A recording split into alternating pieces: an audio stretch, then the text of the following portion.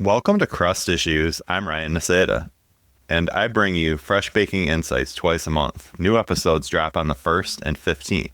Stay tuned and join me on this awesome journey.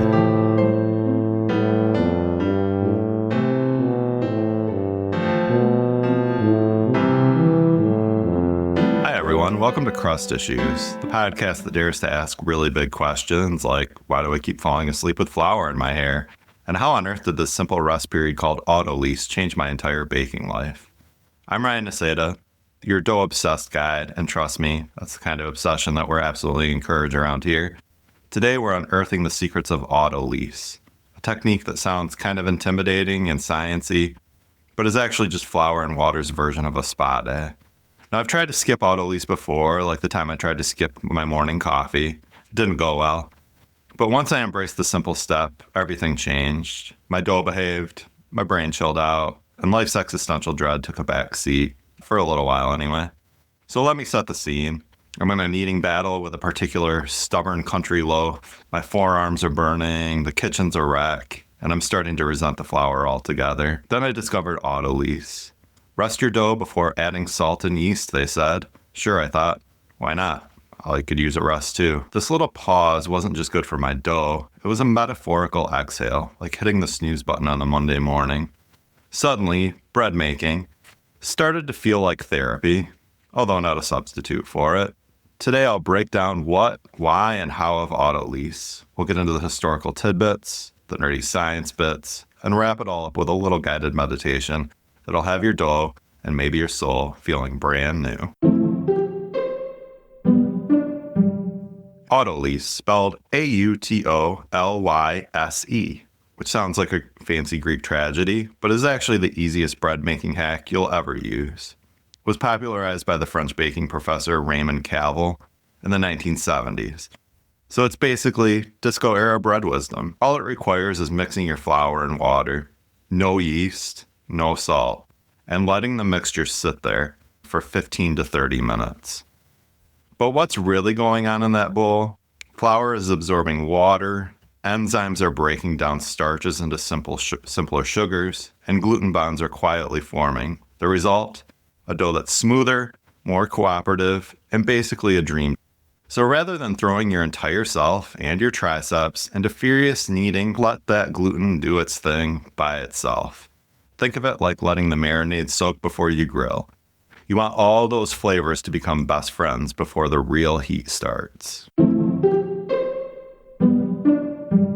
If you're as nerdy about bread as I am, you might want a scientific reasoning behind this magic.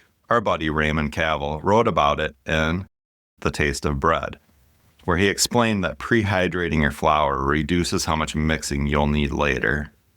Less mixing means less oxidation, which often occurs in commercial baking, but it can happen in your home kitchen, which means your flour keeps more of its natural color and flavor.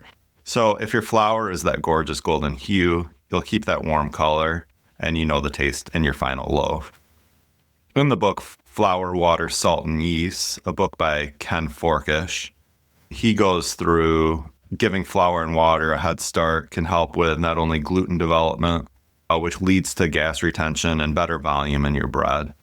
This leads to a more robust flavor and flavorful crumb, making the dough more extensible. It's like letting a band do the sound check before the big show. They come out sounding better, more cohesive, and less prone to a meltdown. Basically, the science is in. Autolyse is the pregame ritual your dough craves, just like you need to stretch and hype yourself up before going on that trail run. The first time I tried Autolyse, I felt like I discovered a cheat code. I measured out 1,000 grams of flour, 780 grams of water, 90-degree water, mixed, covered, and told myself, Ryan, you're not allowed to touch this for 30 minutes. The suspense was killing me. It's like waiting for the next season of your favorite show. At first, the dough was a lumpy hot mess. Then about halfway through, I peeked in, and the transformation was very visible. The mixture was smoothed out, almost silky, and I was like, hold up, did my dough just relax? When the timer beeped, I tossed in the yeast and salt, did my usually kneading routine, and found the dough practically soared through the process. Shaping, a breeze, the final loaf, epic. Open, airy, crackly crust, tender on the inside, and basically the bread version of a Michelin star masterpiece, to me at least. That moment really showed me something larger. You don't need to push too hard. You need to let things unfold at their own pace. As corny as it sounds, it felt symbolic to letting life happen instead of trying to brute force everything. Moral of the story, trust the process, get better bread, make a better outlook on life. It's really a win-win. Now let's map out how you, yes you, can make Autolyse your new BFF in the kitchen. Number 1, measure your ingredients. For that standard loaf, we'll use fictitious numbers, but 500 grams of flour, 350 grams of water. Use your digital scale, it's your best friend. No cup measurements are good enough around here. We need to be precise, and we need to own that precision. Number 2, combine flour and water.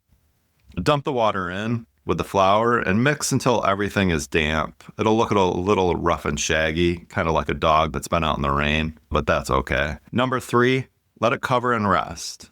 A damp towel or a plastic wrap works. Let it rest for 15 to 30 minutes. I usually hit the 30-minute mark because it's enough to stream maybe a half episode of a show or scroll through some baking hashtags on Instagram. If your kitchen feels a little like a sauna, maybe shorten it. If it's chilly, go a little bit longer. Number 4, add salt and yeast. After that rest, toss in the yeast or sourdough starter and salt. They've been waiting in the wings like the star performers that they are, and incorporate them in by hand or with a mixer, but be very gentle. Then continue with fermentation. Now you can proceed with bulk fermentation, stretch and fold, shaping and proofing. You'll notice the dough is starting to relax, like it just came back from a day at the spa. I do have a couple extra tips here. 15 minutes can help, so if you're pressed for time, don't skip it entirely, do the 15 minutes. Do keep a baking journal if you don't have one already. We want to channel your inner scientist and log everything, the different flour you're using, the different hydration levels, the rest times. It'll help you dial in your perfect loaf. All right, folks, it's time for that chill out and let your dough do its thing portion of the show. If the idea of meditating in the kitchen makes you giggle, trust me, once you feel the serenity, you'll be on board. Close your eyes and imagine you've mixed your flour and water. You've covered the bowl, set your timer, and for the next few minutes, the dough is handling itself. Take a big, deep breath in and exhale. Let your shoulders drop. Seriously, let them drop. You look a little tense. In and out. In and out. Breathing in, the dough is handling itself. Breathing out, a delicious loaf of bread is coming our way. That steady rhythm, that's your anchor. With each breath, mentally thank yourself for giving both you and your dough this well-deserved break. Now tune into your surroundings. Maybe there's a gentle hum of the fridge, the distant whirl of a coffee machine, or a cat meowing at the window. Let those small noises remind you that this moment is real and happening right now. Bring your focus to the mixture in the bowl. Picture the flour particles soaking up the water like tiny sponges, while enzymes and proteins link arms and start their quiet dance. It's a chemistry lesson in real time, and in a way, it's a life lesson. Transformation requires patience. If your mind starts wandering to your to-do lists or that email you need to send, acknowledge it. Give it a friendly nod and let it drift away like a balloon in the wind. Come back to your breath. Breathing in, breathing out. Think about something that brings you pure, uncomplicated happiness. Maybe it's a memory of that perfect slice of pizza or a funny joke that you had with a friend. Let that warm feeling settle around you like a soft blanket.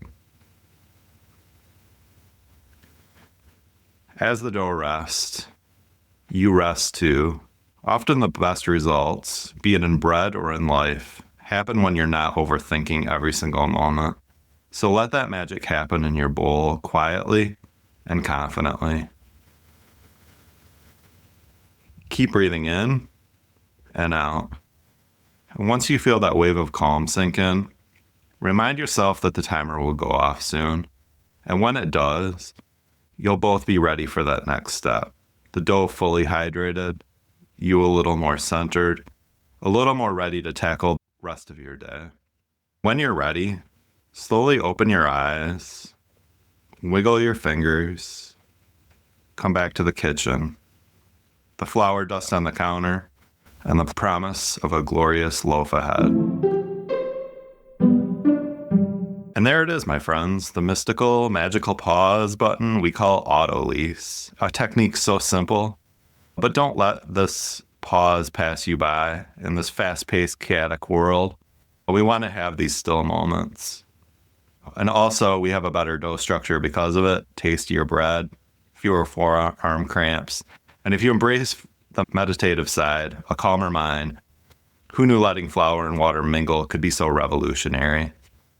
Autolyse doesn't just transform your dough, it transforms your perspective. It's like that old saying, good things come to those who wait. Except in this case, amazing Instagram-worthy loaves come to those who wait. Even just 15 minutes. I hope I've convinced you to give Autolyse a go, or at least let yourself enjoy the stillness when you do. If you test it out, shoot me a DM. I want to hear your dough confessions. Did it improve your crumb? Did it unlock some weird epiphany about life? I love it all. That's all for today. This world is chaotic. I'm hoping that I can bring little moments of baking zen to your life. Stick around, keep baking, and remember, sometimes the best ingredients are patience and a little faith. This is Ryan. Happy baking, and I'll see you on the next one.